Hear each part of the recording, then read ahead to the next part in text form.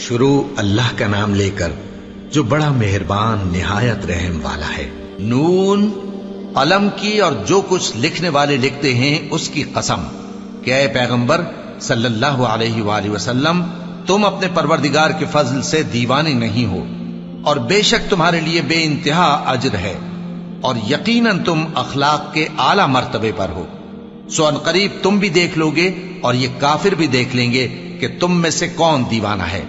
تحقیق تمہارا پروردگار اس کو بھی خوب جانتا ہے جو اس کے رستے سے بھٹک گیا، اور ان کو بھی خوب جانتا ہے جو سیدھے رستے پر چل رہے ہیں۔ تو تم جھٹلانے والوں کا کہا نہ ماننا۔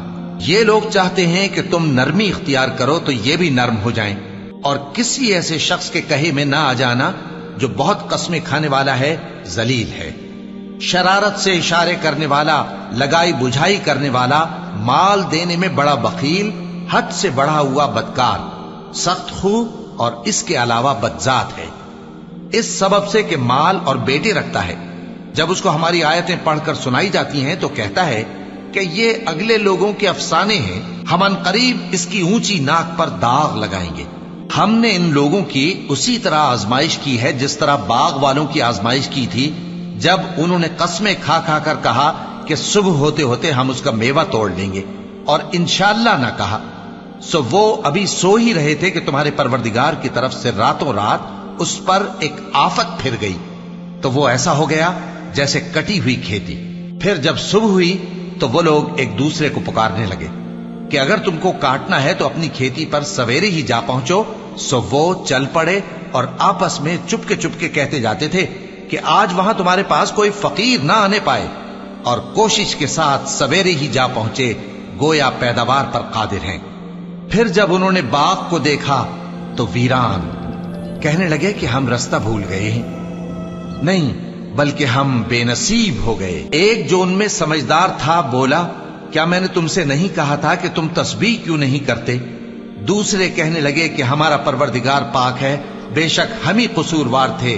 پھر لگے ایک دوسرے کی طرف رخ کر کے ملامت کرنے، کہنے لگے ہائے شامت، ہم ہی حد سے بڑھ گئے تھے، امید ہے کہ ہمارا پروردگار اس کے بدلے میں ہمیں اس سے بہتر باغ عنایت کرے۔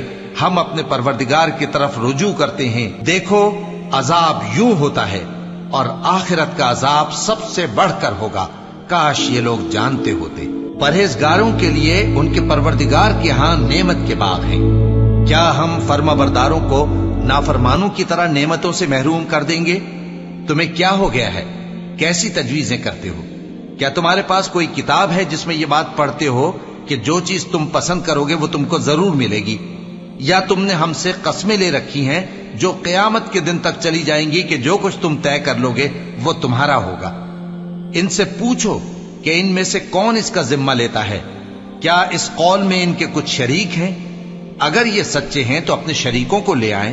جس دن پنڈلی سے کپڑا اٹھا دیا جائے گا اور کفار سجدے کے لیے بلائے جائیں گے، پھر وہ سجدہ نہ کر سکیں گے، ان کی آنکھیں جھکی ہوئی ہوں گی اور ان پر ذلت چھا رہی ہوگی، حالانکہ پہلے اس وقت سجدے کے لیے بلائے جاتے تھے جبکہ وہ صحیح و سالم تھے۔ سو مجھ کو اس کلام کے جھٹلانے والوں سے سمجھ لینے دو، ہم ان کو آہستہ آہستہ ایسے طریق سے پکڑیں گے کہ ان کو خبر بھی نہ ہوگی، اور میں ان کو مہلت دیے جاتا ہوں، میرا داؤں بڑا مضبوط ہے۔ اے نبی، کیا تم ان سے کچھ معاوضہ مانگتے ہو کہ ان پر تاوان کا بوجھ پڑ رہا ہے، یا ان کے پاس غیب کی خبر ہے کہ اسے لکھتے جاتے ہیں؟ سو اپنے پروردگار کے فیصلے کا انتظار کیے رہو، اور مچھلی کا لقمہ ہونے والے یونس کی طرح نہ ہونا کہ انہوں نے اپنے رب کو پکارا جبکہ وہ دل ہی دل میں گھٹ رہے تھے۔ اگر ان کے پروردگار کی مہربانی ان کو نہ سنبھال لیتی تو وہ چٹیل میدان میں ڈال دیے جاتے مذموم حالت میں۔ پھر ان کے پروردگار نے ان کو برگزیدہ کر کے نیکوکاروں میں شامل کر لیا۔ اور کافر جب یہ نصیحت کی کتاب سنتے ہیں تو یوں لگتے ہیں کہ تم کو اپنی نگاہوں سے پھسلا دیں گے، اور کہتے ہیں کہ یہ تو دیوانہ ہے۔ اور لوگوں، یہ قرآن تمام جہانوں کے لیے نصیحت ہے۔